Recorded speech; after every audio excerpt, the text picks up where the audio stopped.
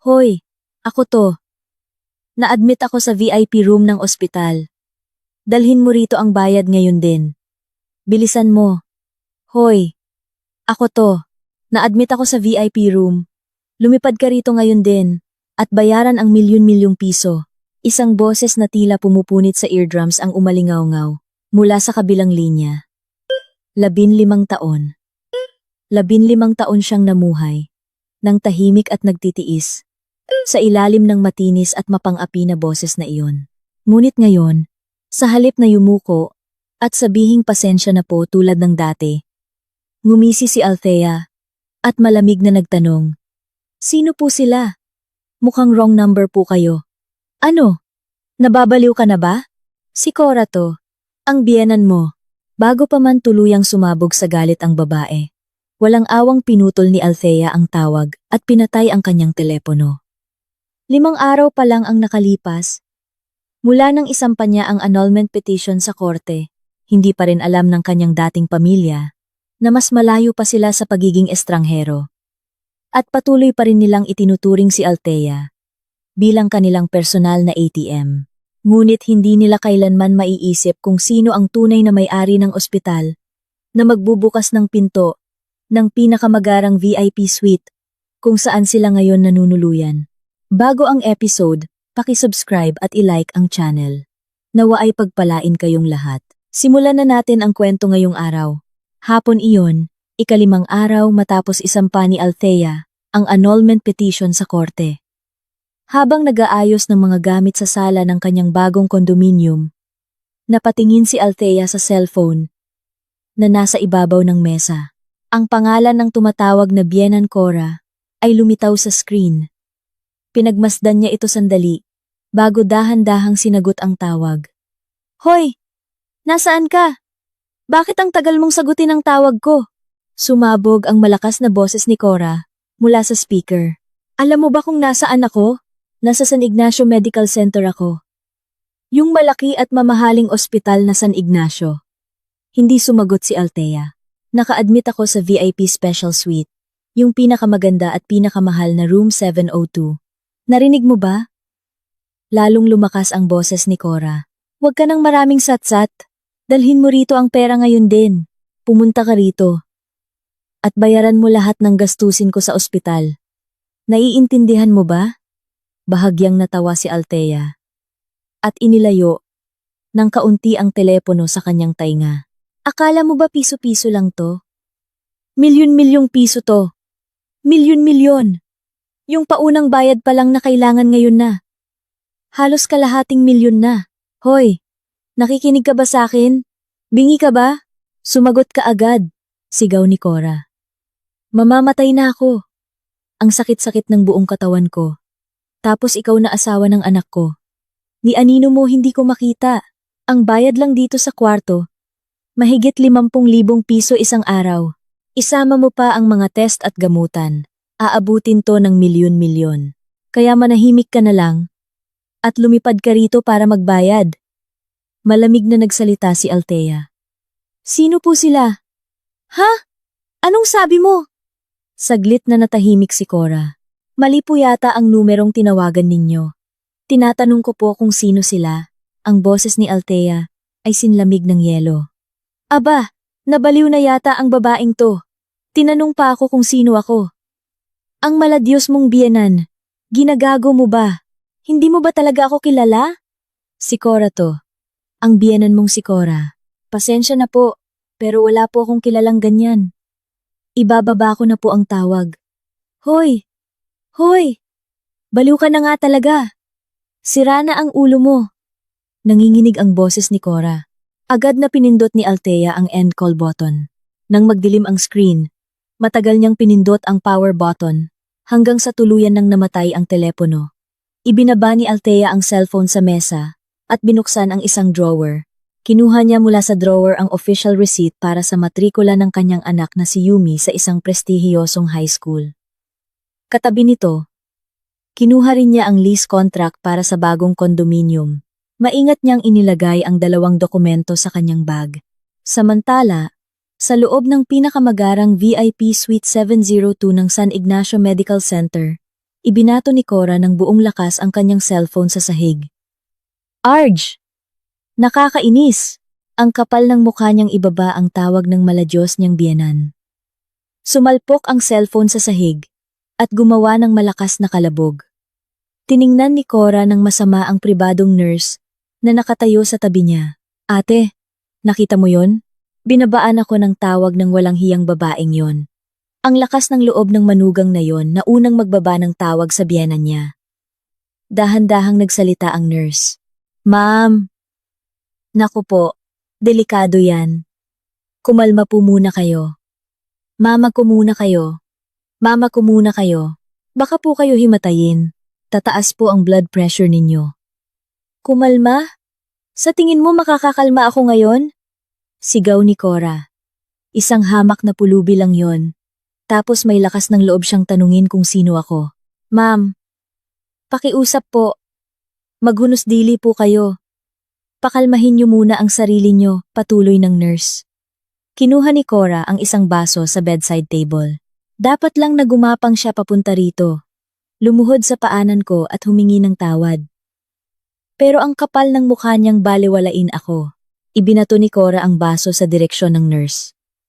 Nagulat ang nurse at napaatras. Bumagsak ang baso sa sahig at tumapon ang tubig. Isang ulilang walang magulang na pinulot lang namin. Akala niya ba kung sino siya? 15 taon ko siyang pinakain at binuhay. Walang utang na loob. Hindi niya alam kung gaano kabuti ang ginawa ko sa kanya. Naiiritang nagsalita si Paulo, na nakahiga sa sofa. Ma, ano ba yan? Bakit ba ang ingay-ingay mo? Ang sakit sa tanga. Hindi ako makapag-focus sa laro ko eh. Pwede bang hinaan mo yan? Patuloy lang. Sa pagpindot si Paulo sa screen ng kanyang smartphone. Isang mobile golf game ang nasa screen.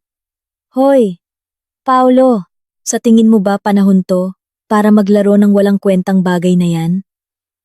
Gano'n na lang kasama ang trato ng asawa mo sa maladyos mong ina, tapos wala ka man lang sasabihin? Hindi ka ba kikilos? Kasi naman araw-araw mo siyang inaapi at pinapahirapan, kaya siguro tumakas. Maghinay-hinay ka naman kasi. Sagot ni Paulo nang hindi inaalis ang tingin sa laro. Ano? Anong ginawa ko? Ako pa ang masama? Hoy! Gago kang anak ka. Pinalaki kita ng maayos tapos sa akin mo isisisi ang lahat. Lalong lumakas ang boses ni Cora. Kahit na ano pa man, hindi tama yung asal niya sa biyenta niya. Bastos yun! Alam mo nang walang modo yung tao. Tapos, relax ka lang dyan. Tawagan mo na, yung babaeng yun ngayon din. Dalhin mo siya sa harap ko. Mamaya na, pag-uwi natin sa bahay. Saka na natin siya pagsabihan. Ang kulit-kulit mo naman. Bakit ba kailangan ngayon agad? Buntong hininga ni Paulo. Anong mamaya? Kailangan natin ng pera para sa ospital ngayon na. Kung hindi tayo makakabayad ng kalahating milyon ngayon, palalayasin tayo. Hinampas-hampas ni Cora ang kama. Isang notification ang lumitaw sa screen ng smartphone ni Paulo. Lampas na po ang due date ng inyong utang. Pakiusap, makipag-ugnayan agad. Isang text message mula sa isang 5,006 money lender. Inalis ni Paulo ang notification at bumalik sa paglalaro. Bumukas ang pinto ng kwarto. Pumasok ang isang staff mula sa accounting department na may dalang folder. Magalang na yumuko ang staff. Ma'am, hindi pa po nababayaran ang depositong 500,000 pesos para sa VIP suite. Kailan po kaya ito mababayaran? Nakasandal si Cora sa kama at iwinagayway ang kanyang kamay. Hay nako! Porket mukha kaming mahirap, minamadali niyo kami. Maghintay ka lang sandali. Parating na. Yung mayaman naming manugang.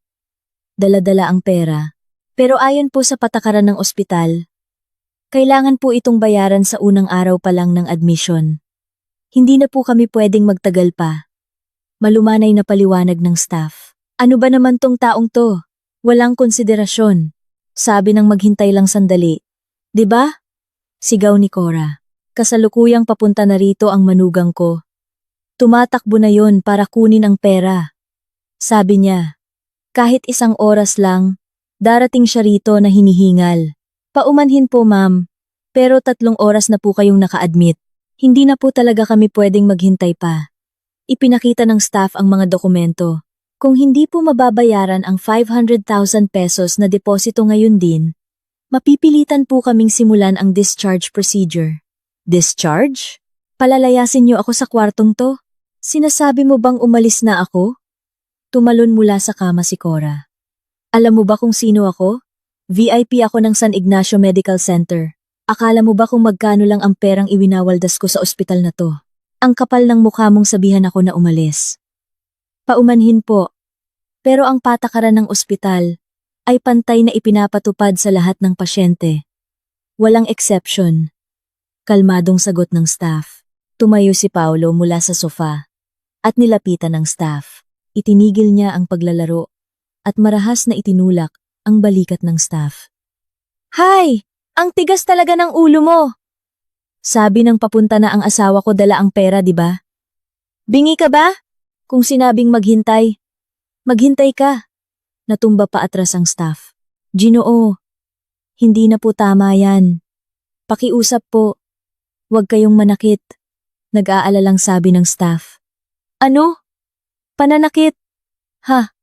Nakakatawa ka. Kailan kita sinuntok? Tinulak lang kita ng kaunti para umusog ka. Ang OA mo naman.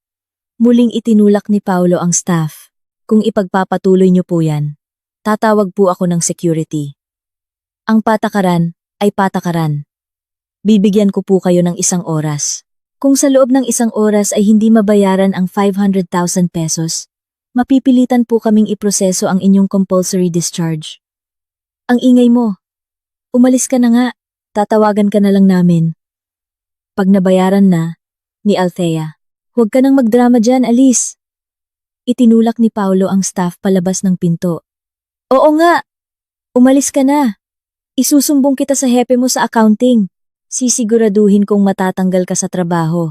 Tandaan mo yan, hayop ka. Sigaw ni Cora mula sa likod. Walang nagawa ang staff, kundi lumabas ng kwarto. Akala mo kung sino? Isang hamak na empleyado lang ng ospital. Pagdating ng Althea ko at iabot ang isang tumpok ng pera, tatahimik din yan at yuyuko-yuko, bulong ni Paulo habang nagtsked. Pagsara ng pinto, nanginginig ang mga binti ni Paulo habang tinatawagan ang numero ni Althea. The number you have dialed is currently not in service. Isang boses ng makina lang ang narinig. Bakit ganito? Baliw na ba talaga ang babaeng yun? Ang kapal ng mukha na hindi sagutin ang tawag ng asawa niya. At patayin pa ang cellphone. Nakapagtataka. Dati, 1 ring pa lang, sasagutin na niya agad. Anong nangyayari? Tinitigan ni Paulo ang kanyang telepono. Anong ginagawa mo? Bilisan mo. Tawagan mo ulit. Huwag mong sabihing tinakbuhan na tayo ng babaeng yun dala ang pera. Ano ba? Tawagan mo ulit. Sigaw ni Cora. Sabi ng ayaw sumagot. Nakapatay nga ang cellphone. Nasaan na? Kaya, yung babaeng yun, mamamatay na ako sa kaba. Nakakainis. Iritadong sagot ni Paulo. Ano? Nakapatay? Baliw na talaga ang babaeng yun. Kung ganun, tawagan mo ang telepono sa bahay. Bilis. Matagal nang pinaputol ang landline sa bahay, di ba? Nung lumipat tayo, sabi mo sayang lang sa pera kaya tinanggal na natin. Arj, nakakabwisit. Kung ganun, tawagan mo lahat ng kaibigan niya. Hanapin mo kung saan siya nagtatago ngayon din.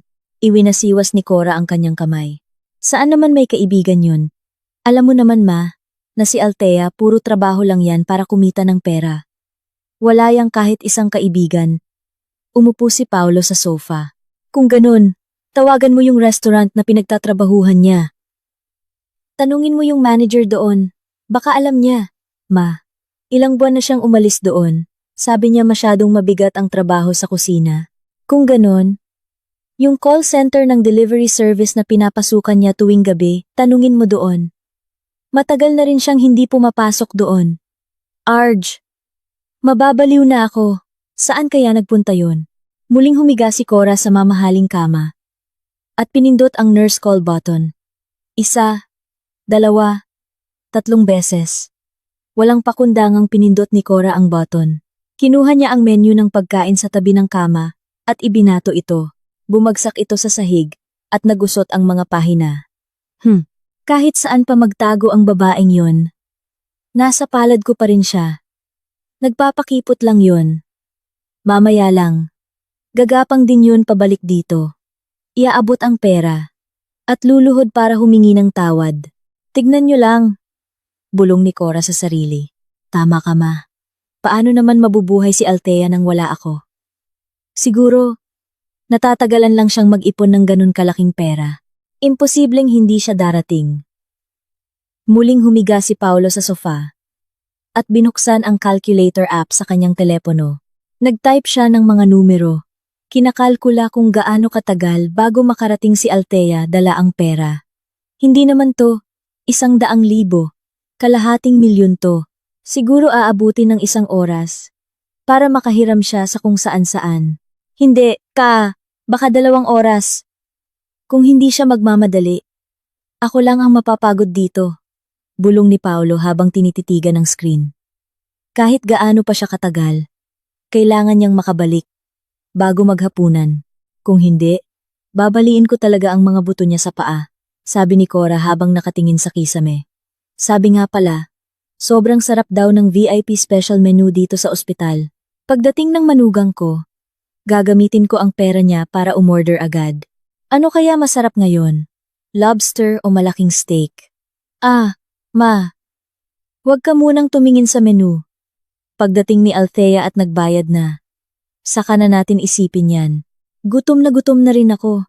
Kaya, pagdating niya, umorder ka na agad. Sagot ni Paolo habang naglalaro. Sige. Sisingilin ko ang walang hiyang yon ng 250,000. Tapos kakain ako hanggang sa mabusog. Samantala, sa parehong oras, sa loob ng backseat ng isang itim na sedan na nakaparada sa parking lot ng isang cafe, inilagay ni Althea ang kanyang briefcase sa kanyang kandungan. Binuksan niya ito. Isang click ang narinig. Kinuha niya ang isang makapal na leather binder at inilapag sa kanyang hita. Sa loob ng binder, may ilang dokumento. Nasa pinakaibabaw, ang isang deed of assignment na nagsasabing siya ang may-ari ng pinakamalaking share ng San Ignacio Foundation. Sa ilalim nito, kitang-kita ang orihinal na kopya ng last will and testament ng kanyang lolo, ang chairman ng San Ignacio Group, na may malinaw na tatak ng selyo. Hinaplos ni Althea ang petsa sa deed of assignment. Isa-isa niyang sinuri ang kalagayan ng mga selyo. Lahat ay perpekto. Nagsalita si Althea sa driver na nasa unahan. Manong, dumiretso po tayo sa exclusive entrance ng VIP wing, hindi sa main building ng San Ignacio Medical Center. Tumingin ang driver kay Althea sa rearview mirror at sumagot. Opo, Ma'am Chairwoman. Aalis na po tayo. Pinaandar ng driver ang makina. Dahan-dahang umalis ang sasakyan. Kinuha ni Althea ang kanyang ID na nakalagay sa kanyang kandungan. Mula sa kanyang bulsa, kinuha niya ang isang panyo at maingat na pinunasan ng ID. San Ignacio Foundation, Chairwoman Althea. Kumislap sa sikat ng araw ang mga salitang nakaukit dito. Ibinalik ni Althea ang ID sa loob ng briefcase. Sa labas ng bintana, unti-unting lumalapit ang gusali ng San Ignacio Medical Center. Isinara ni Althea ang binder at ang briefcase. Ang kanyang tingin ay malamig at desidido. Sinimulang hanapin ni Paolo ang mga contact number sa telepono ni Althea. Mabilis niyang iniscroll ang screen. Nasaan na ba yung mga numero ng kaibigan ni Althea? Tinawagan niya ang mga numerong dati niyang nakitang kausap ni Althea. Tinawagan niya ang unang numero. Ang galahu, as per customer's request. Incoming calls to this number are restricted. Isang boses ng makina ang sumagot. Ano to? Nakablock ako. Sumimangot si Paolo. Tinawagan niya ang pangalawang numero. As per customer's request. Incoming calls to this number are restricted. Parehong boses. Ito rin? Patuloy na tinawagan ni Paolo ang pangatlo at pang-apat na numero. Lahat ay nakablock. Anong problema ng mga to? Di-inlock ba nila ang numero ko? Tinitigan ni Paulo ang telepono at kinagat ang labi. Sumigaw si Cora mula sa kama. Ano na? Nahanap mo na ba? Ayaw nilang lahat sumagot. Iritadong sagot ni Paulo. Ayaw sumagot? Kung ganon, i-text mo. Paano kung nakablock din ang text? Sijna, i-text mo na. Bilis. Iwinasiwas ni Cora ang kanyang kamay. Habang palakad-lakad si Paulo sa hallway ng ospital at akmang magte-text, isang email notification ang dumating sa kanyang telepono. Galing ito sa kanyang kabit. Babe, tumawag yung credit card company. Hindi pa raw bayad yung binili nating branded na bag. Natigilan ang kamay ni Paulo. Agad na dumating ang pangalawang email. Sumobra na raw sa credit limit yung card na ginamit mo sa department store. Ayusin mo na yan, bilis. Mahigpit na hinawakan ni Paulo ang telepono. Dumating ang pangatlong email. Tapos, kinanselan na rin daw yung reservation natin sa hotel para sa weekend. Anong problema sa pera? Kinagat ni Paulo ang labi at nagreply sa kabit, hintayin mo lang sandali, aayusin ko agad. Matapos magreply, naglakad si Paulo patungo sa dulo ng hallway. Binuksan niya ang pinto ng fire exit at pumasok. Tahimik sa loob ng hagdanan. Kumuha si Paulo ng isang sigarilyo mula sa bulsa at isinubo ito. Sinindihan niya ito. Dahan-dahang umakyat ang usok. Tsa, kailangan ko pa naman ng pera ngayon. Bulong ni Paulo. Ano bang ginagawa ni Althea? Hindi man lang sumasagot sa tawag. Humithit ng malalim si Paulo. Samantala, sa loob ng kwarto, kinakalkal ni Cora ang bedside table. May kinuha siyang isang makulay na flyer. Menu ito ng isang fine dining restaurant. Binuklat ni Cora ang flyer. Uy, mukhang masarap to. French cuisine daw. Pumasok ang isang nurse para i-check ang IV drip. Pagkakita ni Cora sa nurse, iwinagayway niya ang flyer. Hoy! Ikaw, i-order mo to ngayon din. Tiningnan ng nurse ang flyer na may pag-aalala. Paumanhin po, ma'am. Pero bawal po magpasok ng pagkain galing sa labas ayon sa patakaran ng ospital. Ano? Bawal? Ako ang magbabayad. Bakit bawal? Lumakas ang boses ni Cora. Kahit po sa VIP suite, pareho po ang patakaran. Para po ito sa kalusugan ng pasyente. Mahinahong paliwanag ng nurse. Kalusugan? Karapatan kong kainin kung anong gusto ko. Sigaw ni Cora. Kailangan niyo po sundin ang patakaran. Yumuko ang nurse. Biglang tumayo si Cora at hinablot ang name tag ng nurse. Anong pangalan mo ha? Nagulat ang nurse at napaatras. Bitawan niyo po ako. Bitawan? Bakit kita bibitawan? Lalong hinigpitan ni Cora ang hawak. Nahila ang uniforme ng nurse. Alam mo ba kung sino ang direktor ng ospital na to? Isang tawag ko lang nagsimulang magmura si Cora. Pilit na inaalis ng nurse ang kamay ni Cora. Pasyente, kumalma po kayo. Kumalma? Bakit ako kakalma? Lalong sumigaw si Cora. Sa wakas ay nakawala ang nurse at tumakbo palabas ng kwarto. Tumakbo siya patungo sa nurse's station sa dulo ng hallway. Head nurse? Yung pasyente sa room 702. Hinihingal na sabi ng nurse. Tumayo ang head nurse mula sa kanyang computer. Anong nangyari? Hinablot po ng guardian yung name tag ko at nagmura. Nanginginig na paliwanag ng nurse. Agad na kinuha ng head nurse ang telepono. Pakiconnect ako sa accounting department. Makalipas ang ilang sandali, sinagot ng staff mula sa accounting ang tawag. Inire-report ko po ang asal ng pasyente sa VIP room 702. Kalmadong sabi ng head nurse. Mayroong verbal abuse at physical harassment sa aming nurse. Ire-report ko agad sa legal team. Sagot ng staff. Makalipas ang ilang minuto, sa opisina ng legal team ng San Ignacio Medical Center, ang medical chart ni Cora ay nasa mesa ni David Reyes, ang hepe ng team. Binuklat ni Reyes ang chart at sinuri ang laman. Isang staff na nakatayo sa tabi niya ang nagsalita. Ang pasyenteng si Cora ay na-admit kaninang umaga, pero hindi pa nagbabayad ng deposito. Ang guardian? Tanong ni Reyes. Ang anak niyang si Paulo. Base sa mga nakaraang record. Katinuro ng staff ang computer screen. Lumapit si Reyes sa monitor. Nakita niya ang mga nakaraang record ni Paulo sa ospital. May record siya ng paninira ng gamit sa ER noong nakaraang taon. Kinlik ng staff ang bahaging iyon. Nakalagay na nagmura siya sa nurse at sinipa ang isang upuan. Binasa ng mabuti ni Reyes ang screen. Ngayon naman, sa VIP wing siya gumagawa ng gulo. Hinimas ni Reyes ang kanyang baba. Ano po ang gagawin natin? Tanong ng staff. Kinuha ni Reyes ang telepono. Pakikonect ako sa hepe ng security team. Makalipas ang ilang sandali, sinagot ng hepe ng security ang tawag. Hepe. Si David Reyes to ng legal team. Kalmadong sabi ni Reyes.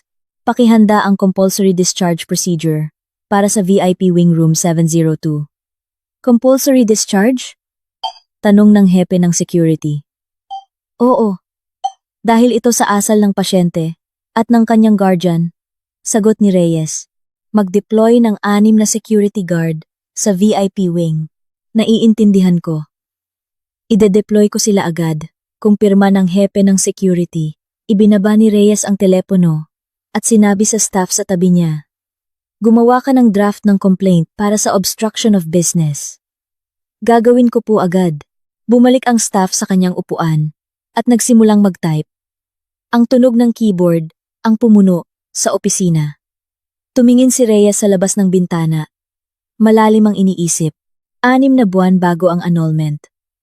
Si Althea ay nasa kusina ng isang lumang apartment, naghuhugas ng mga plato habang suot ang rubber gloves. Isa-isa niyang hinugasan ang mga nakatambak na plato. Tumingin siya sa labas ng bintana at naalala ang nakalipas na 20 taon. 20 taon na ang nakalipas. Isang 25 taong gulang na Althea ang lumabas sa pinto ng isang malaking mansyon. Sa hallway, nakapila ang mga nakakatanda sa pamilya. Althea! Bumalik ka rito ngayon din! Sigaw ng kanyang ama. Hindi lumingon si Althea at bumaba ng hagdan. Althea, para rin to sa kinabukasan mo. Sigaw ng kanyang ina. Nakakapit sa rehas.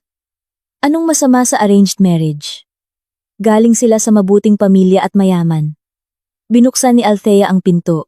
Ang kanyang lolo, ang chairman ng San Ignacio Group, ay bumaba mula sa itaas ng hagdanan, may hawak na tungkod. Althea, apo, pakinggan mo muna ang sasabihin ni lolo. Mahinahon ang boses ng chairman.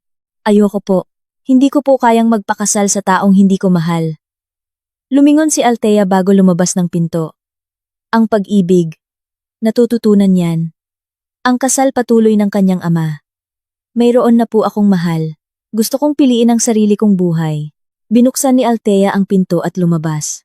Althea, pag umalis ka ngayon, wala kang mamanahin. Sigaw ng kanyang ama. Hindi huminto si Althea. Althea, huwag ka nang babalik sa bahay na to. Narinig niya ang boses ng kanyang ina. Makalipas ang ilang araw. Nakatayo si Althea sa harap ng isang lumang apartment. Inabot sa kanya ng broker ang susi. 5,000 ang deposito. 3,000 ang renta. Shared ang banyo. Itinuro ng broker ang loob ng kwarto. Pumasok si Althea. Isang maliit na kwarto at masikip na kusina lang ang laman. Dito na po ako. Tumango si Althea. Patingin ng ID mo. Para sa move-in form. Inilahad ng broker ang kamay. Kinuha ni Althea ang kanyang ID. Kinuha ito ng broker.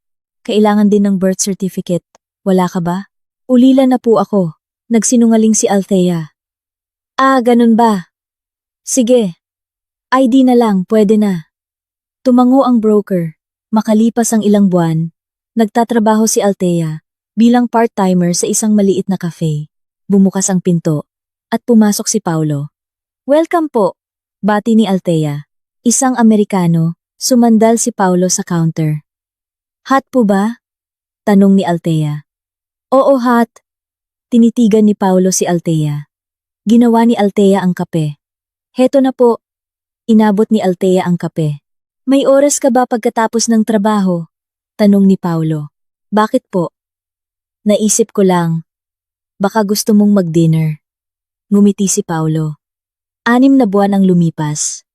Sa kwarto ni Althea, inilabas ni Paulo ang marriage contract. Althea, pakasal na tayo. Inilatag ni Paulo ang kontrata sa mesa. Pero, wala akong pamilya. Wala akong yaman. Mahinang sabi ni Althea. Ano naman ngayon? Wala akong pakialam doon. Hinawakan ni Paulo ang kamay ni Althea. Talaga? Tiningnan ni Althea si Paulo. Oo, gagawa pa ako ng kasulatan para sa'yo. Kumuha si Paulo ng papel at panulat. Nagsulat siya. Ako, si Paulo, ay nangangako na hindi kailanman isusumbat ang kahirapan ni Althea. Pumirma si Paulo at inabot ito kay Althea. Oh, ayan, naniniwala ka na? Ngumiti si Paulo. Tinanggap ni Althea ang kasulatan. Salamat! Bahagyang ngumiti si Althea. Sige na, pirmahan mo na. Itinuro ni Paulo ang marriage contract. Pumirma si Althea. Pumirma rin si Paulo. Pagkatapos ng kasal, nakaupo si Althea sa sala ng kanilang maliit na inuupahang apartment. Si Paulo ay hindi pumapasok sa trabaho at nakahiga lang sa sofa. Hindi ka ba papasok? Tanong ni Althea. Naka-leave ako ngayon. Pinindot ni Paulo ang remote ng TV. Ganon ba? May pupuntahan ka ba?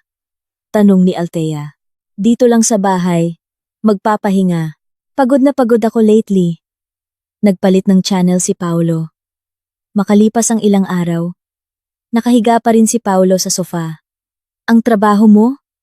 Muling tanong ni Althea. Nag-resign na ako. Walang ganang sagot ni Paulo. Ha? Nag-resign ka? Gulat na tanong ni Althea. Oo, ayoko sa kumpanyang yun. Kumain si Paulo ng chips. Kung ganun, kailangan mong maghanap ng ibang trabaho, sabi ni Althea. Mamaya na, magpapahinga muna ako. Muling nagpalit ng channel si Paulo. Paano ang panggastos natin? Maingat na tanong ni Althea. E di ikaw ang kumita. Nagtatrabaho ka naman sa cafe, di ba? Parang walang pakialam, nasabi ni Paulo. Hindi sapat yung kinikita ko doon, sabi ni Althea. E di humanap ka pa ng ibang trabaho, kahit delivery driver o ano. Hindi inalis ni Paulo ang tingin sa TV. Makalipas ang ilang buwan, lumipat si Cora sa kanilang apartment. Tita, bakit po bigla? Naguguluhang tanong ni Althea. Dito na ako titira, kasama ng anak ko. Inilapag ni Cora ang mga gamit sa sala. Pero masikip po ang kwarto, sabi ni Althea. Anong masikip? Pamilya naman tayo ah. Umupo si Cora sa sofa. Hoy, kumuha ka ng tubig. Ngumuso si Cora kay Althea. Pumunta si Althea sa kusina at nagsali ng tubig. Heto na po. Inabot ni Althea ang baso. Bakit ganito ka-cheap yung baso? Wala ba kayong disenteng baso? Sumimangot si Cora. Simula noon, nagtrabaho si Althea bilang katulong sa kusina ng restaurant sa umaga. Sa gabi, nagmamaneho siya bilang delivery driver. Pag-uwi niya ng 2:00 ng madaling araw, pagod na pagod siya. Tiningnan niya ang kanyang passbook at nakitang pumasok na ang sahod. Unti-unti niyang inipon ang pera. Makalipas ang ilang buwan, umuwi si Cora galing sa mall. Puno ang kamay niya ng mga shopping bag ng mamahaling brand. Tita, ano po lahat yan? Gulat na tanong ni Althea. Binili ko. Bakit? Inilapag ni Cora ang mga bag sa sofa. Saan po galing ang pera? Hindi na naituloy ni Althea ang sasabihin.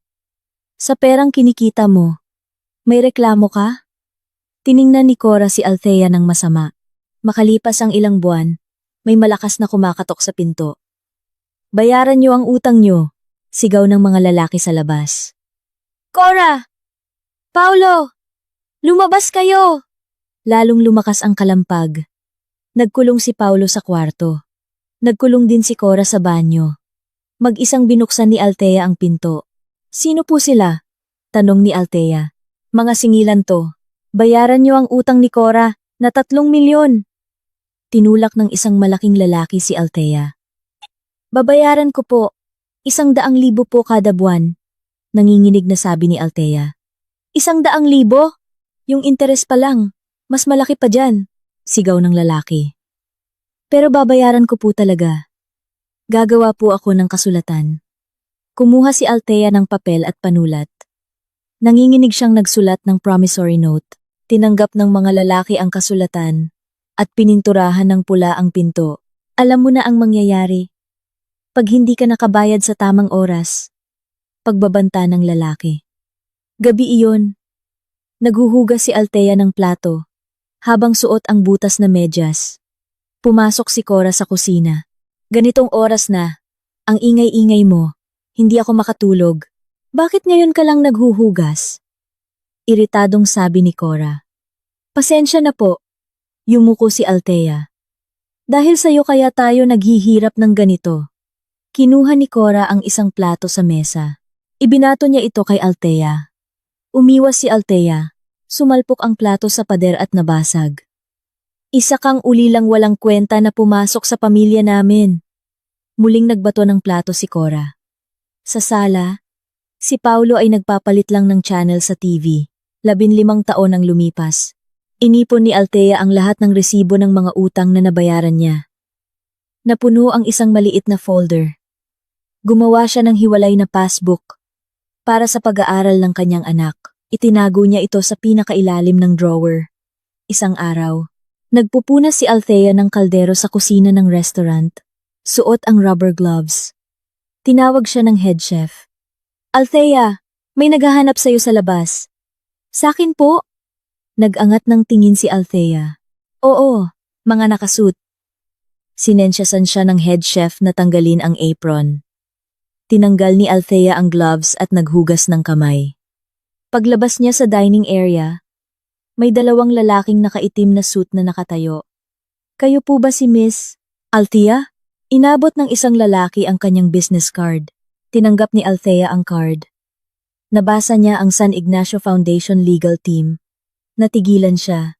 Kailangan po naming sumama kayo sa amin sandali. Binuksan ng isa pang lalaki ang kanyang briefcase. Ano po ang kailangan nila? Maingat na tanong ni Althea. Critical po ang kondisyon ng chairman. Mahinang sabi ng lalaki. Si Lolo? Nanginginig ang boses ni Althea. Matagal na po kayong hinahanap ng chairman. Kailangan na po nating umalis ngayon. Tiningnan ng lalaki ang kanyang relo. Bumalik si Althea sa kusina at tinanggal ang kanyang apron.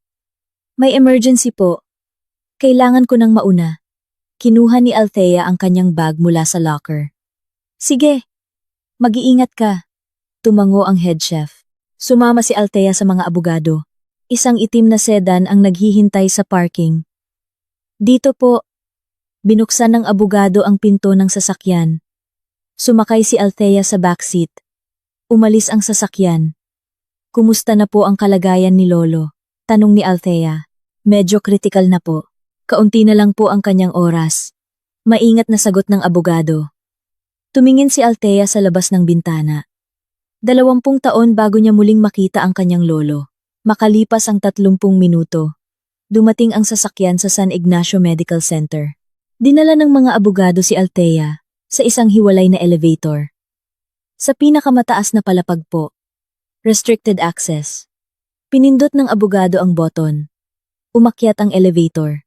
Nang bumukas ang pinto, tahimik ang hallway. Isang nurse ang naghihintay at yumuko nang makita si Althea. Dito po. Naunang maglakad ang nurse. Binuksan ang pinto ng kwarto sa pinakadulo. Sa kama.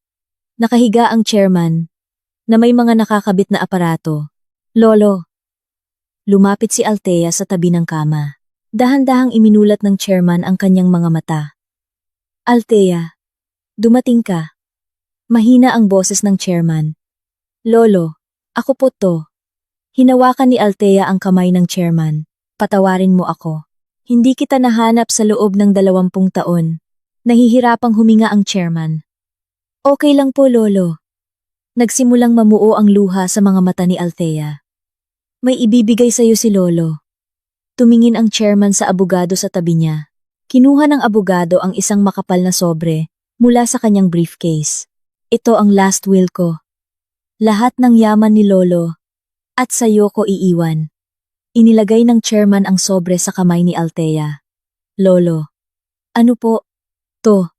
Naguguluhan si Althea. Ang San Ignacio Foundation. Ang San Ignacio Medical Center. Lahat ng shares. Sa'yo na. Nahihirapang sabi ng chairman. Pero lolo, ito po yung pinaghirapan niyo buong buhay niyo. Sabi ni Althea. Sino pa ang tatanggap nito, kundi ang nag-iisa kong apo? Hinigpitan ng chairman ang hawak sa kamay ni Althea. Mabuhay ka ng masaya. Ngayon, unti-unting humina ang boses ng chairman. Opo, lolo. Umiyak si Althea. Mahal kita. Apo ko. Iyon ang huling sinabi ng chairman. Paglabas ng kwarto, umupo si Althea sa isang bench sa hallway. Hawak niya ang sobre. Tumabi sa kanya ang abogado. 5 taon na po kayong hinahanap ng chairman. Sabi ng abogado. 5 taon? Tanong ni Althea. Opo. Nag-hire kami ng mga tao. Pero dahil tinago niyo ang inyong pagkatao, nahirapan kaming hanapin kayo. Paliwanag ng abogado. Ganun po pala. Tiningnan ni Althea ang sobre. Ang last will ay legal at perpekto. Notaryado na po ito. Dagdag ng abogado. Salamat po. Yumuko si Althea. Pag-uwi sa bahay, itinago ni Althea ang sobre sa pinakailalim ng kanyang bag. Si Paulo ay nakahiga pa rin sa sofa at nanonood ng TV. Saan ka galing? Tanong ni Paulo. Nag-early out, maikling sagot ni Althea. Ganun ba? Ang hapunan? Pinindot ni Paulo ang remote. Maghahanda na. Pumunta si Althea sa kusina. Makalipas ang ilang araw, tahimik na pumunta si Althea sa isang private investigator. Ano po ang maipaglilingkod ko? Tanong ng staff. Gusto ko po sanang ipaimbestiga ang asawa ko. Sabi ni Althea. Anong impormasyon po ang kailangan nyo? Kumuha ng papel ang staff. Ebidensya ng pangangaliwa at iligal na pagsusugal. Kalmadong sabi ni Althea. Sige po. Ang bayad. Inabot ng staff ang quotation. Tiningnan ni Althea ang papel at tumango.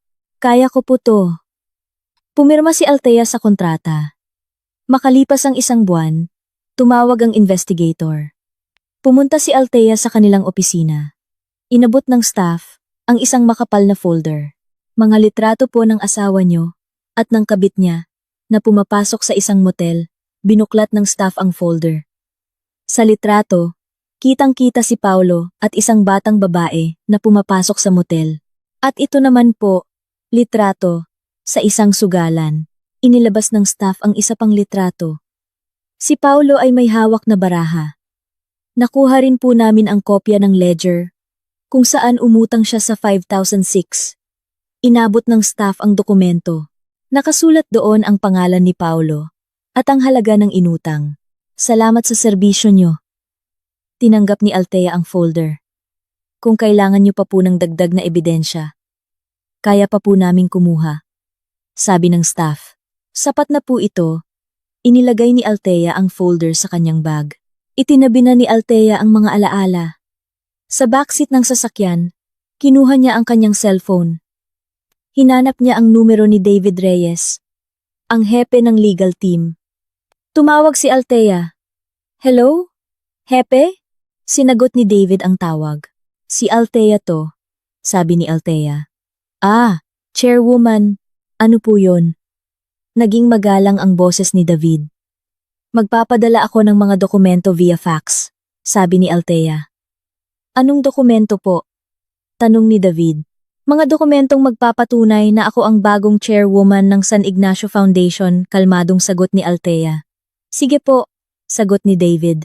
At pakilista ang lahat ng hindi pa nababayarang utang ng pasyente sa VIP Room 702, utos ni Althea. Room 702 po? Iche-check ko po. Narinig ang pag-type ni David sa keyboard. Ipunin niyo rin ang lahat ng ebidensya ng kanilang panggugulo sa loob ng ospital, patuloy ni Althea. Ihahanda ko po ang CCTV footage at mga sinumpaang salaysay ng mga staff, kumpirma ni David. Ipadala mo sa email ko sa loob ng 1 oras, sabi ni Althea. Masusunod po, chairwoman, sagot ni David. Ibinaba ni Althea ang tawag. Kumuha siya ng lipstick mula sa bag at nag-retouch habang nakatingin sa salamin. Sa labas ng bintana, Nakita na ang entrance ng VIP wing ng San Ignacio. Dahan-dahang lumapit ang sasakyan. Ibinaba ni Althea ang lipstick at inayos ang kanyang postura. Ang kanyang tingin ay matalim. Nandito na po tayo, Chairwoman, sabi ng driver. Salamat po. Magaling ang trabaho mo. Bumaba si Althea sa sasakyan.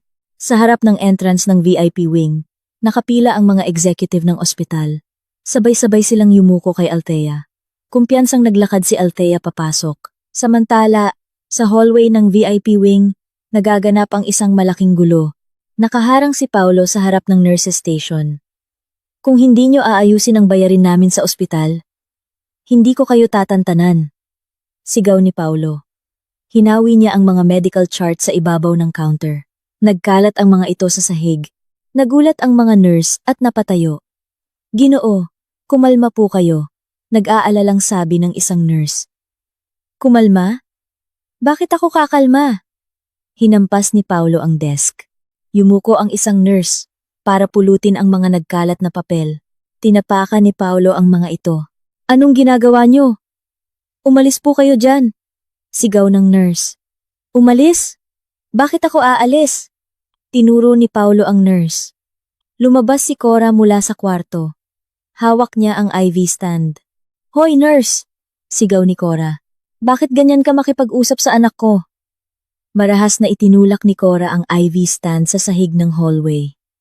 Tumba ito at gumawa ng malakas na tunog. Ang ibang mga pasyente ay nagulat at napalingon. Lumabas ang mga bantay mula sa ibang VIP rooms. Anong nangyayari? Bulong ng isang bantay. Kanina pa sila maingay. Umiling ang isa pa. Sa sandaling iyon, mula sa dulo ng hallway, dumating ang mga security guard. 6 silang nakapila. Pinalibutan nila si Paulo at Cora. Anong problema dito? Tanong ng isang guard. Anong problema? Kayo ang may problema. Sumigaw si Paulo. Ano ba ang trato ng ospital na to sa amin? Sigaw ni Cora. Akmang hahawakan ni Paulo ang kwelyo ng uniforme ng guard. Nang biglang sumulpot si David Reyes mula sa likod ng mga guard. Ipinakita ni David sa harap ng mukha ni Paulo ang isang clear folder. Sa loob, mayroong formal complaint at statement of account. Ano to? Tinitigan ni Paulo ang folder.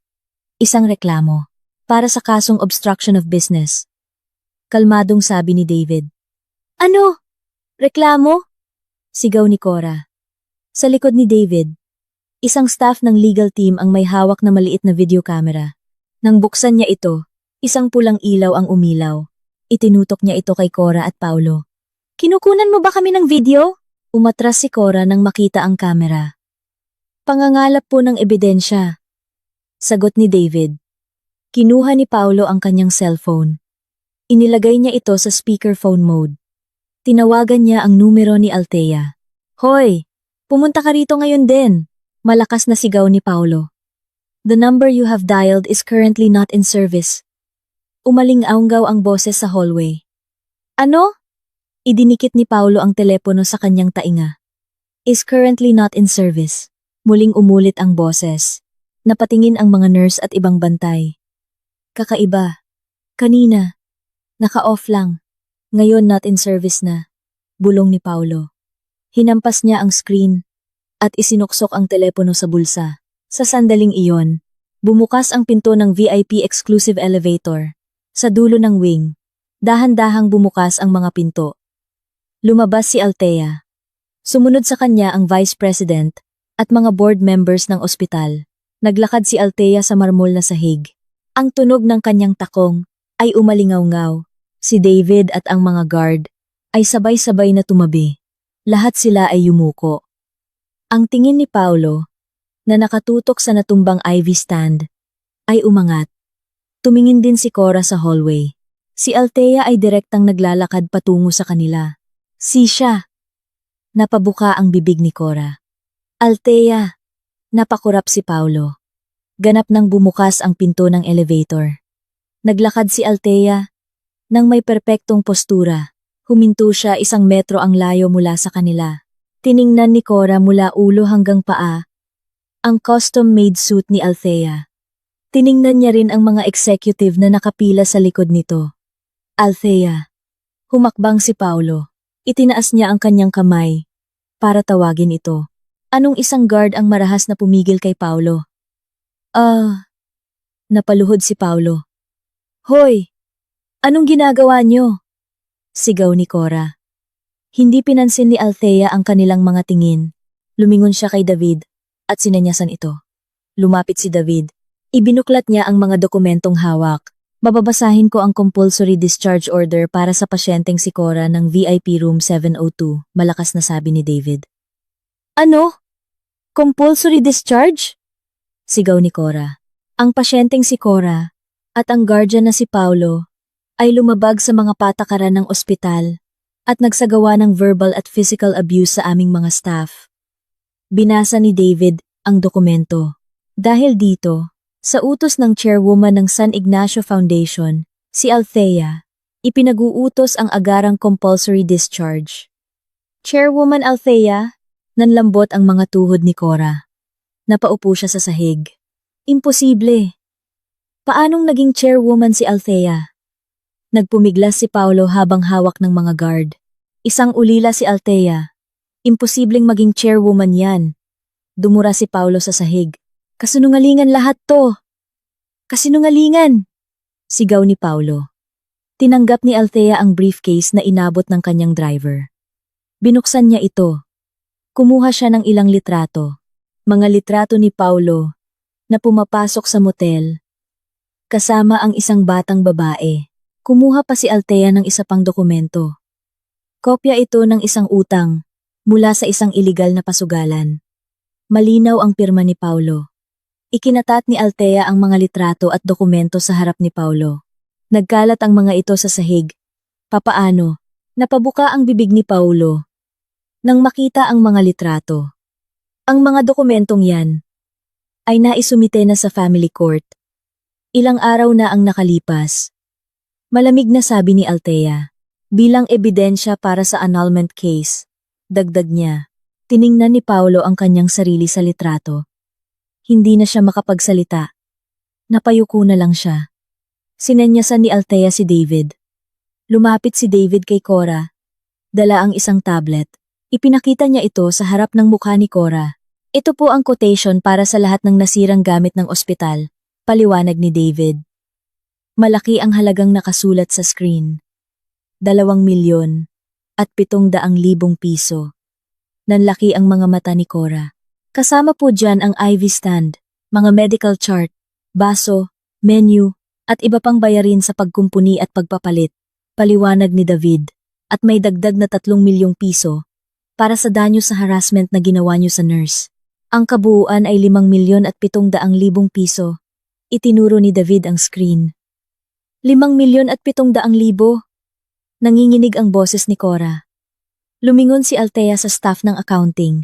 Kung hindi yan mababayaran hanggang 12:00 ng gabi. Agad na i-freeze ang bank account ng bahay na nakapangalan kay Paulo. Utos ni Althea.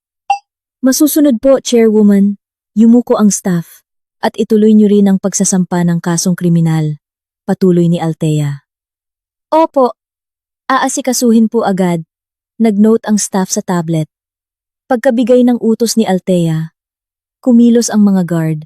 2 guard ang humawak sa magkabilang braso ni Cora. Bitawan niyo ako! Sigaw ni Cora. Itinayo nila si Cora. Hindi niyo ba ako kilala?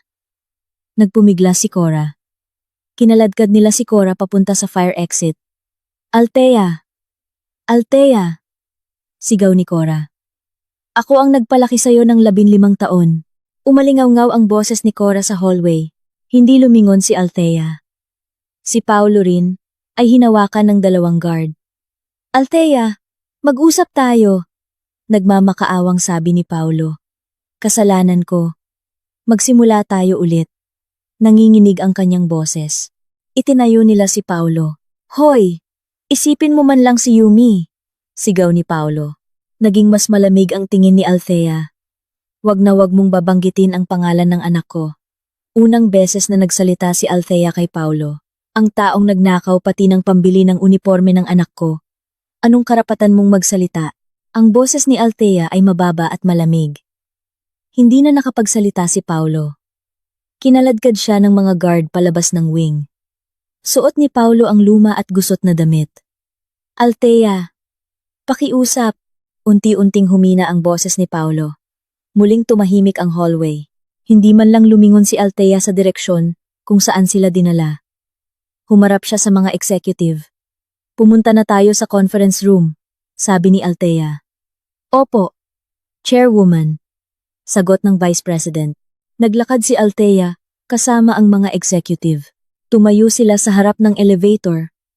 Papuntang pinakamataas na palapag. Bumukas ang pinto. Naunang pumasok si Althea. Sumunod ang mga executive. Si David ang huling pumasok. Dahan-dahang sumara ang pinto. Umakyat ang elevator. Ang mga naiwang nurse at bantay ay nagbubulungan. Siya pala ang bagong chairwoman. Sabi niya ulila siya, pero galing pala sa pamilya ng mayayaman. 15 taon siyang nagtago. Tumango ang mga nurse. Sinimulan nilang ayusin ang mga nagkalat na papel. Muling bumalik sa normal ang hallway. Gabi iyon. Matapos ang lahat ng gulo, sa opisina ng chairwoman sa pinakamataas na palapag ng San Ignacio, nakatingin si Althea sa city lights mula sa malaking bintana. Kumikinang ang mga ilaw ng syudad. Knock, knock! May kumatok! Pasok! Sabi ni Althea. Bumukas ang pinto at pumasok si David. Dala niya ang isang sobre at isang USB. Maingat niya itong inilagay sa mesa. Ang mga data po ng iligal na pag-utang ni Paulo. Itinuro ni David ang USB. Nandito na po lahat? Tanong ni Althea. Opo, 5 taon na record ng pag-utang, contact numbers ng mga 5,006 at transaction details. Sagot ni David. Salamat. Tumango si Althea. Kumuha si David ng isa pang dokumento mula sa kanyang briefcase. Ito po ang court decision sa kaso ng utang ng tatay ko. Binuklat ni David ang papel. Naranasan din po ng tatay niyo ang ganito? Tanong ni Althea. Opo, 15 taon na po ang nakalipas. Itinuro ni David ang papel. Naging garantor po ang tatay ko sa utang ng kaibigan niya. Naubos po lahat ng yaman namin. Humina ang boses ni David. Law student pa lang po ako noon, pero wala po akong nagawa. Kaya po kayo pumasok sa legal team? Maingat na tanong ni Althea. Opo. Gusto ko pong tulungan ang mga taong nakakaranas ng parehong sitwasyon, tumango si David. Alam na alam ko po ang mga galawan ng mga taong tulad ni Paulo. Binuklat ni David ang papeles. Mula sa pamimeke ng dokumento hanggang sa fraudulent loans. Mapapatunayan po natin lahat ng kaso. Nagtitiwala ako sa'yo, sabi ni Althea. Lumayo si Althea sa bintana at lumapit sa mesa. Isa-isa niyang tiningnan ang mga dokumentong dala ni David. Sapat na ang mga dokumentong ito. Inayos ni Althea ang mga papel. Inusog niya ang isang tasa ng kape, papunta kay David. Uminom ka muna. Salamat sa pagod mo ngayong araw, sabi ni Althea. Salamat po. Tinanggap ni David ang tasa. Umupo rin si Althea. Ngayon, kailangan na nating tingnan ang plano para sa pagbabago ng ospital. Binuksan ni Althea ang kanyang briefcase. Kumuha siya ng isang makapal na blueprint. Inilatag din ni David ang mga inihanda niyang materyales. Inilatag nila ang mga ito sa mesa. Una, kailangan nating dagdagan ang mga tao sa legal team. Itinuro ni David ang organizational chart. Kulang po ang 4 na tao para pamahalaan ang buong foundation. Ilan ang kailangan? Tanong ni Althea. Minimum po 8, sagot ni David. Sige. Mag-post kayo ng hiring, minarkahan ni Althea ang chart. Kailangan din po nating bumuo ng isang bagong audit team. Gumuhit ng linya si David. Mahalaga po ito para sa transparent na pamamahala ng foundation. Sang-ayon ako, tumango si Althea. Nagpatuloy ang kanilang pagpupulong ng mahigit 1 oras. Gumuhit sila ng mga linya sa chart. Sinuri nila ang budget. Samantala, sa isang lumang motel sa labas ng syudad, si Paulo at Cora ay nakaupo sa sahig. Kasalanan mo lahat to, tinuro ni Cora si Paulo. Kasalanan ko? Ikaw ang nagsabing gusto mong ma-admit sa VIP room. Sigaw ni Paulo. Kailan ko sinabi yan? Tanong ni Cora. Kahapon ng umaga. Ikaw mismo ang nagpa-reserve. Di ba? Iwinagayway ni Paulo ang kanyang telepono. Ginawa ko yon dahil akala ko babayaran ng asawa mo. Sigaw ni Cora. Sino ba naman ang mag-aakalang gagawin yun ni Althea? Hinawakan ni Paulo ang kanyang ulo. 15 taon siyang sunod-sunuran. Hinampas ni Cora ang sahig. Kinuha ni Paulo ang kanyang telepono at naghanap ng contact. Hinanap niya ang numero ng 5,000. Tinawagan niya ang unang numero. As per customer's request, incoming calls to this number are restricted. Narinig ang boses. Bakit ayaw sumagot? Bulong ni Paulo. Tinawagan niya ang pangalawang numero. As per customer's request, incoming calls to this number are restricted. Parehong tunog. Ito rin? Nataranta si Paulo. Patuloy niyang tinawagan. Ang iba pang numero. Lahat ay nakablock. Bakit ayaw nilang lahat sumagot? Tinitigan ni Paulo ang telepono. Tawagan mo sila. Mangutang ka. Sigaw ni Cora. Ayaw nga sumagot. Ibinato ni Paulo ang telepono. Tumama ito sa pader. Humiga si Cora sa sahig. Tumingin sa kisame at sumigaw. Ano ba tong buhay na to? Iwinasiwas niya ang kanyang mga braso. Manahimik ka nga. Sigaw ni Paulo. Kinuha ni Paulo ang isang walang lamang bote ng alak sa sulok ng kwarto. Ibinato niya ito sa pader. Nabasa ang bote at nagkalat ang mga bubog. Kasalanan to lahat ni Althea. Sigaw ni Paulo. Sa sandaling iyon, may dumating na text sa telepono ni Paulo. Isang notification mula sa bangko. Kinuha ni Paulo ang telepono. Tiningnan niya ang screen. Isang withdrawal na 800,000 pesos ang naganap sa inyong account. Remaining balance. 0. Ano? Nanlaki ang mga mata ni Paulo. Agad na dumating ang isa pang text. Mula sa kanyang kabit. Sorry, kinuha ko na lahat ng pera sa account mo. Huwag ka nang tatawag. Nanginginig ang kamay ni Paulo. Yung babaeng yon. Sigaw ni Paulo. Anong nangyari? Tumalon si Cora. Tinangay niya lahat ng pera ko. Iwinagayway ni Paulo ang telepono. Ano? Yung 800,000? Sigaw ni Cora. Yun na lang ang huli nating pera. Alam ko. Sinabunutan ni Paulo ang sarili. Ibinato ni Paulo ang telepono sa sahig. Nag-crack ang screen. Arg!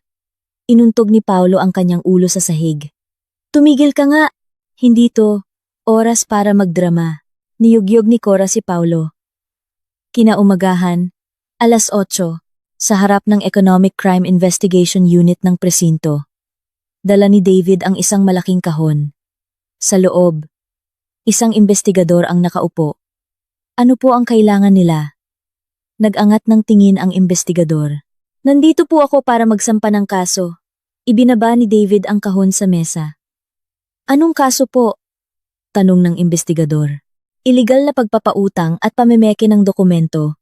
Kinuha ni David ang complaint form mula sa kanyang bag.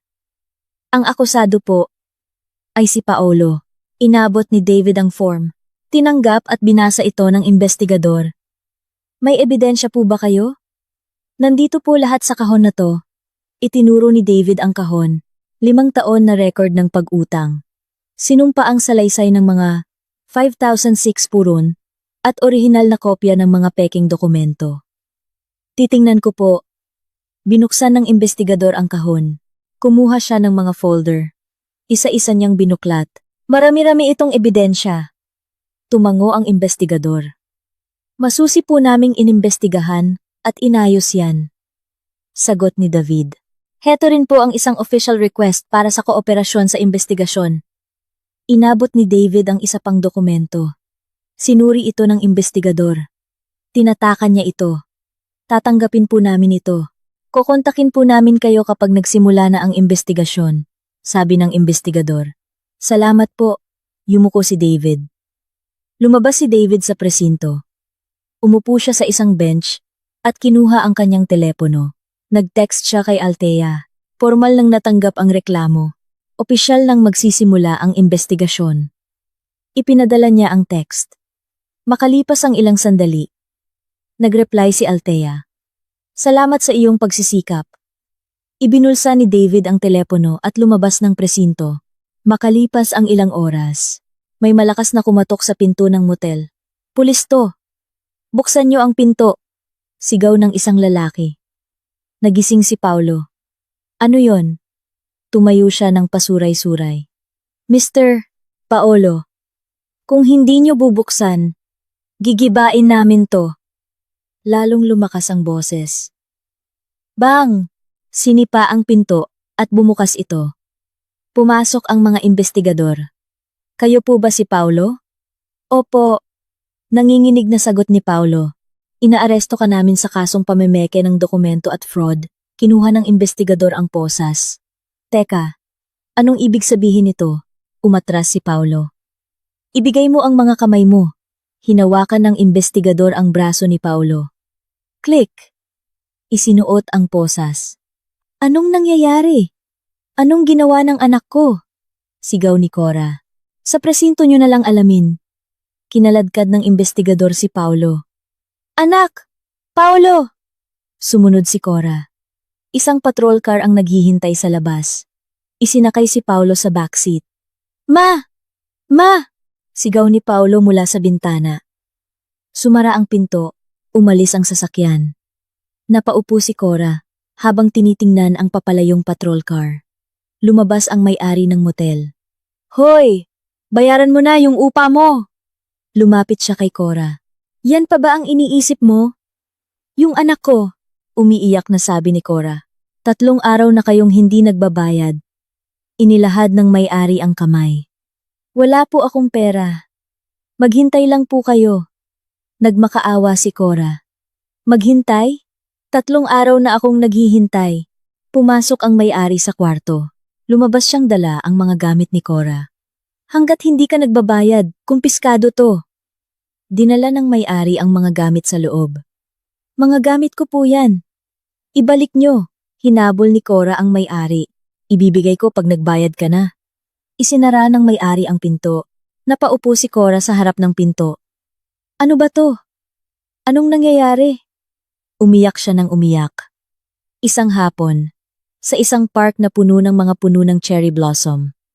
Nakaupo si Althea sa isang bench. Ang mga bulaklak ay nalalaglag dahil sa hangin. Nakita niya ang kanyang anak na si Yumi na nagbibisikleta. Ang bago niyang uniforme ay kumikinang. Huminto si Yumi at bumalik sa bench. Ma, tubig. Inabot ni Yumi ang tumbler. Salamat. Tinanggap ni Althea ang tumbler. Kinuha ni Althea ang isang panyo at pinunasan ang pawis sa noo ni Yumi. Ang ganda ng uniforme mo, Yumi. Inayos ni Althea ang kwelyo ni Yumi. Dahil po sa'yo, ma. Masayang ngumiti si Yumi. Siguradong mahirap ang pag-aaral sa high school. Hinaplos ni Althea ang buhok ni Yumi. Okay lang po. Ito naman po ang gusto ko. Hinawakan ni Yumi ang kamay ni Althea. Tumunog ang telepono ni Althea. Isang text mula kay David. Ipinadala ko na po ang schedule para sa inyong pagtestigo sa presinto. Naka-attach ang schedule. Tiningnan ito ni Althea. 3:00 ng hapon. Ngayon. Yumi. May kailangan lang puntahan si Mama. Sabi ni Althea. Sige po, ma. Dito lang po muna ako maglalaro. Itinayo ni Yumi ang bisikleta. Mag-ingat ka ha. Umuwi ka, bago dumilim. Hinaplos ni Althea ang likod ni Yumi. Opo, sagot ni Yumi. Itinayo ni Althea ang stand ng bisikleta. Niyakap niya muli si Yumi. Aalis na si Mama. Hinalikan ni Althea ang noo ni Yumi. Makalipas ang 1 oras, sa harap ng presinto, bumaba si Althea sa sasakyan. Naglakad siya papasok. Pagkalampas sa reception, isang investigador ang naghihintay. Kayo po ba si Miss Althea? Opo. Tumango si Althea. Dito po. Nauna ang investigador. Binuksan niya ang pinto ng interrogation room. Sa loob, nakaupo si Paulo na nakakulay abong damit. Nakaposas ang kanyang mga kamay. Nakayuko siya sa mesa. Nang pumasok si Althea, nag-angat siya ng tingin. Althea, tumalon si Paulo mula sa upuan. Lumuhod siya. at pinagsalikop ang kanyang mga kamay. Pakiusap, pakiusap, patawarin mo na ako. Nanginginig ang boses ni Paulo. Umiwas si Althea. Tumayo ka, malamig na sabi ni Althea. Althea, kasalanan ko. Patawarin mo na ako sa lahat ng ginawa ko sa'yo. Sa loob ng 15 taon, yumuko si Paulo. Kumuha si Althea ng isang dokumento mula sa kanyang bag. Ibinato niya ito sa mesa. Alam mo ba kung ano to? Tanong ni Althea. Ito, nanginginig ang labi ni Paulo. Ang pekeng dokumento kung saan sinubukan mong gamitin ang pangalan ni Yumi para mangutang. Malamig na sabi ni Althea. Pati ang pangalan ng 17 anyos mong anak. Ginamit mo. May galit sa boses ni Althea. Hindi ako yan. Umiling si Paulo. Tingnan mo ang pirma. Hindi ba't sulat kamay mo yan? Itinuro ni Althea ang dokumento. Tiningnan ni Paulo ang pekeng pirma. Sarili niyang sulat. Ako. Hindi ko talaga. Hindi na naituloy ni Paulo ang sasabihin. Ang taong nagnakaw pati ng pambili ng uniforme ni Yumi.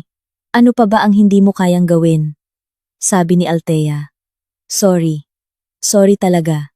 Yumuko si Paulo sa sahig. Nanginginig ang kanyang mga balikat. Sa tingin mo? Pag sinabi mong sorry, mapapatawad na lahat? Tanong ni Althea. Sa labas ng interrogation room, sa lobby, nakaupo si Cora. Ilang araw na siyang natutulog sa presinto. Marumi ang kanyang damit. Magulo ang buhok. May dumi sa mukha. Bumukas ang pinto. Lumabas si Althea. Nakita siya ni Cora. Tumakbo siya papalapit. Althea! Sigaw ni Cora. Huminto si Althea. Pakiusap. Bigyan mo ako ng pagkain. Inilahad ni Cora ang nanginginig na kamay. 3 araw na akong hindi kumakain. Umalis ka sa daan ko. Sinubukan siyang lampasan ni Althea. Hinawakan ni Cora ang laylayan ng pantalon ni Althea. Pakiusap. Isang kainan lang. Isang beses lang. Nagmakaawa si Cora. Bitawan mo ako. Malamig na sabi ni Althea. Althea! Ako ang nagpalaki sa'yo ng 15 taon. Umiiyak na sabi ni Cora. 15 taon mo rin akong pinahirapan. Marahas na iwinaksi ni Althea ang kamay ni Cora. Natumba si Cora. Kinuha ni Althea ang kanyang wallet. Kumuha siya ng 1,000 piso. Ibinagsak niya ito sa sahig sa paanan ni Cora. Ito na ang huli, sabi ni Althea. Huwag ka nang magpapakita sa akin. Tumalikod si Althea. Tinitigan ni Cora ang pera sa sahig. Lumuhod siya at dinampot ito. Althea! Althea! Umiiyak na tawag ni Cora. Hindi lumingon si Althea. Sa isang sulok ng lobby, naghihintay ang isang pulis. Miss Althea, dito po. Sinanyasan siya. Sumunod si Althea sa isang consultation room. Inilatag ng pulis ang mga dokumento. May intensyon po ba kayong makipag-areglo? Wala po, matigas na sabi ni Althea. Pero humihingi po ng tawad ang akusado. Hindi po ako makikipag-areglo. Muling sabi ni Althea. Kahit po danyos perwisyo, ayaw nyo? Opo. Ituloy nyo po ang kaso ayon sa batas. Tumango si Althea. Kinuha ng pulis ang isang waiver. Pirmahan nyo po dito. Inabot niya ang panulat. Binasa ni Althea ang waiver at pumirma. Salamat po. Tinanggap ng pulis ang papel. Salamat din po. Tumayo si Althea. Lumabas siya ng consultation room. Dinaanan niya ang lobby. Si Cora ay nakaupo pa rin sa sahig. Hawak ang 1,000 piso. Bakit ganito? Bakit naging ganito? Bulong ni Cora. Hindi tiningnan ni Althea si Cora. Lumabas siya ng presinto. Isang itim na sedan ang naghihintay. Binuksan ni David ang pinto. Chairwoman, yumuko si David. Bago pumasok si Althea, lumingon siya sa gusali. Napatingin siya sa sign ng presinto. Chairwoman? Mahinang tawag ni David. Tara na. Sumakay si Althea. Sumakay din si David. Pinaandar ng driver ang makina. Sa labi ng presinto, si Cora ay nakaupo pa rin. Hawak ang pera. Hinampas niya ang sahig. Arg! Umalingaw-ngaw ang kanyang iyak. Tinitingnan lang siya ng mga dumadaan. Sumandal si Cora sa pader. Ang luha niya ay tumulo sa gusot na pera. Sa loob ng sasakyan, nakatingin si Althea sa labas. Sa kanyang kandungan, naroon ang isang planner na may bagong logo ng San Ignacio Foundation. Siguradong nahirapan po kayo, sabi ni David. Hindi. Okay lang ako. Umiling si Althea. Sa totoo lang, gumaan ang pakiramdam ko. Binuklat ni Althea ang planner. Sa wakas, natapos na rin ang 15 taon ng pagtitiis. Bahagyang ngumiti si Althea. Talaga pong matatag kayo, Chairwoman, sabi ni David. Kinailangan kong maging matatag. Para kay Yumi, sabi ni Althea. Napakaswerte po ni Miss Yumi. Mayroon po siyang napakabuting ina. Salamat. Tumingin si Althea kay David at tumango. Papalubog na ang araw. Pula ang kalangitan. Sinuri ni Althea ang kanyang schedule. Bukas, may board meeting. Sa susunod na araw, may interview para sa mga bagong empleyado. Minarkahan niya ang mga ito. Handa na ba ang lahat para sa meeting bukas? Tanong ni Althea kay David. Opo, handa na po lahat ng materyales.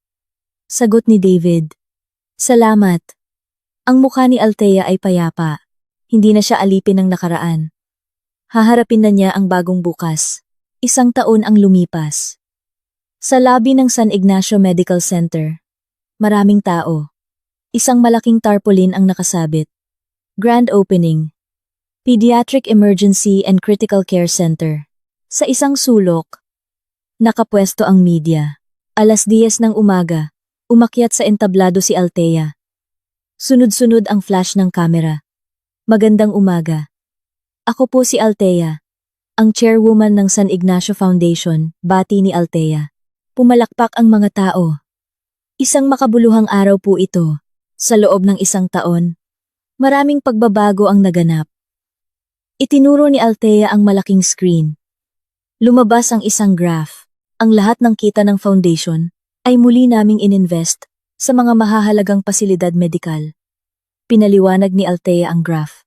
Ginamit po ito para palakihin ang pediatric ER, i-upgrade ang mga pasilidad para sa mga kritikal na pasyente, at itaas ang sahod ng mga medical staff. Nagpalit ang screen at ipinakita ang mga litrato ng bagong center. At ang resulta po nito ay ang center na bubuksan natin ngayon. Muling pumalakpak ang mga tao. Ang center na ito ay bukas 24/7 para sa mga emergency. Mayroon itong mga makabagong kagamitan para sa mga batang may malubhang karamdaman. Ang mga batang mula sa mahihirap na pamilya ay maaaring magpagamot ng libre. Ang San Ignacio Foundation ay patuloy na maglilingkod sa komunidad. Gagawin po namin ang lahat para matanggap ng mga batang may sakit ang kaukulang lunas sa tamang oras, pagtatapos ni Althea. Maraming salamat po. Yumuko si Althea. Nag-standing ovation ang lahat. Sa unahang hilera, tumayo rin si David at pumalakpak. Sa kanyang dibdib, nakasabit ang ID ng isang board member. Nagpadala siya ng mga detalye sa email ng media. Muling nagpasalamat si Althea at bumaba ng entablado. Chairwoman, napakagaling po ng inyong talumpati. Sabi ng Vice President, salamat po. Ngumiti si Althea. Samantala, sa isang probinsyal na kulungan, ang mga preso ay nagtatrabaho. Si Paulo, na may numero sa dibdib, ay nagbubuhat ng isang kahon. Hoy, Paulo! Bilisan mo! Sigaw ng isang guard. Naglalakad si Paulo nang makita ang balita sa TV sa pader. San Ignacio Foundation Chairwoman Althea, pinangunahan ang pagbubukas ng pediatric center. Nasa screen si Althea na nagtatalumpati. Natigilan si Paulo. Nabitawan niya ang kahon. Hoy! Ano yan? Hinampas ng guard si Paulo. Papasensya na po. Muling pinulot ni Paulo ang kahon. Bumalik siya sa kanyang pwesto. Sa TV, nagsasalita pa rin si Althea. Yumuko si Paulo at nagpatuloy sa trabaho. Nanginginig ang kanyang mga kamay. Sa isang eskinita sa Maynila, si Cora, na suot ang isang lumang jacket, ay nakaupo sa isang tumpok ng karton.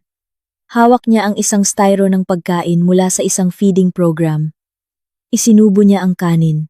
Sa tabi niya, may isang lumang diaryo. Sa front page, malaki ang litrato ni Althea. San Ignacio Foundation. Nangunguna sa transparent na pamamahala at pagtulong sa komunidad. Tumingin si Cora sa diaryo at umiwas. Bumuntong hininga siya. Sinipa niya ang diaryo. Nagusot ang litrato ni Althea. Pagkatapos ng event sa ospital, si Yumi, na nakauniporme, ay may dalang isang malaking bouquet. Nakita niya si Althea. Ma! Masayang tumakbo si Yumi. Yumi! Ibinuka ni Althea ang kanyang mga braso. Inabot ni Yumi ang bulaklak. Ma, congratulations po. Salamat Yumi. Tinanggap ni Althea ang bulaklak at niyakap ang anak. Lumapit si David. Chairwoman, congratulations po. Salamat din sa'yo, board member David. Nakipagkamay si Althea. Nama, hello po, Yumi.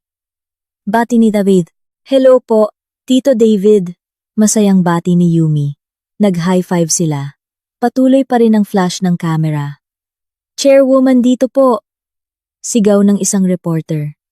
Umiling si Althea. Paumanhin po. Hanggang dito na lang po muna.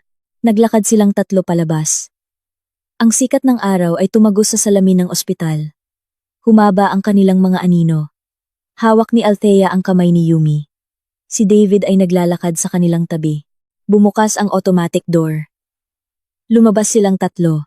Isang mainit na hangin ang sumalubong sa kanila. Isang talulot ng bulaklak ang dumapo sa balikat ni Althea. Kinuha ito ni Yumi. Ma, may bulaklak po. Inilagay ni Yumi ang talulot sa kanyang palad. Ang ganda, ngumiti si Althea. Nagpatuloy silang maglakad papunta sa parking lot.